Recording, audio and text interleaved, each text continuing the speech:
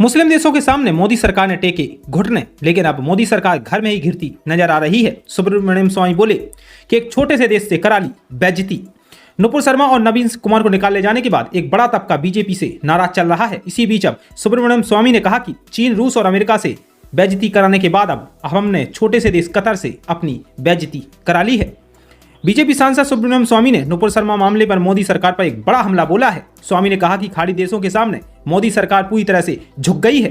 BJP नेता यही नहीं रुके, उन्होंने रूस, अमेरिका, चीन तक के साथ संबंधों को लेकर मोदी सरकार की कमियां उजागर कर दी हैं। स्वामी ने सिलसिलेवार तरीके से कई ट्वीट किए। बीजेपी नेता ने कहा कि मोदी सरकार के 8 वर्षों के दौरान भारत माता को शर्म से सिर झुकाना पड़ा, क्योंकि हम लद्दाख पर चीनियों के सामने रेंगते रहे, रूसियों के सामने घुटने टेकते रहे, क्वाड में अमेरिकियों के पैर पकड़ते रहे और अब एक छोटे से देश के सामने साष्टांग दंडवत कर दिया है। और यह हमारी विदेश नीति की सबसे बड़ी कमियां हैं। और अब बीजेपी की लगातार फजीयत हो रही है। बीजेपी घर में तो घिर रही है, लेकिन अब लोग भी सवाल पूछ रहे हैं कि बीजेपी ने नुपुर शर्मा और नवीन जिंदल को बाहर क्यों किया, जबकि गलती कुछ थी ही नहीं। दरअसल ये विवाद शुरू हुआ था एक टीवी डिबेट के बाद, जब एक टीवी डिबेट में नुपुर शर्मा ने ऐसा कुछ बोल दिया था, जिसके बाद से चारों तरफ उनके खिलाफ आवाज उठने लगी और जिहादियों और जिहादी मानसिकता वालों ने नुपुर शर्मा को दुष्कर्म करने की और जान से मारने की धमकी तक दी थी, जिसके बाद अब देश में ही आवाज उठी थी। और पिछले दिनों आपने कानपुर में भी देखा कि किस तरह से हंगामा हुआ था। लेकिन अब खाड़ी देशों से भी भारत के खिलाफ आवाज उठ रही है, तो उसके सामने मोदी सरकार घुटने टेक रही है।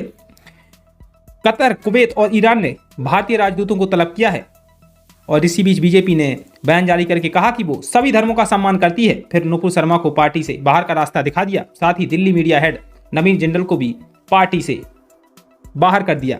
जैसे ही नुपुर शर्मा के खिलाफ बीजेपी ने एक्शन लिया, तो एक बड़ा तबका बीजेपी से नाराज हो गया और अब यही बोल रहे हैं कि क्या बीजेपी कांग्रेस बनने वाली है, क्योंकि जिस तरह से बीजेपी नेताओं पर कार्रवाई कर रही है, उससे यही लगता है कि बीजेपी अब मुस्लिम देशों के दबाव में आ रही है और मोदी सरकार पूरी तरह खाड़ी देशों के सामने घुटने टेक चुकी है और अब बीजेपी सरकार घर में ही गिरती नजर आ रही है। सुब्रमण्यम स्वामी ने कहा कि हम अमेरिका से झुकते हैं, हम रूस के सामने झुकते हैं और अब एक छोटा सा देश कतर, उसके सामने मोदी सरकार पूरी तरह से झुक चुकी है। दोस्तों, आप अपनी प्रतिक्रिया कमेंट में जरूर बताएं। अभी के लिए इतना ही। देश दुनिया की तमाम खबरों के लिए बने रहिए इंडिया स्पेशल के साथ।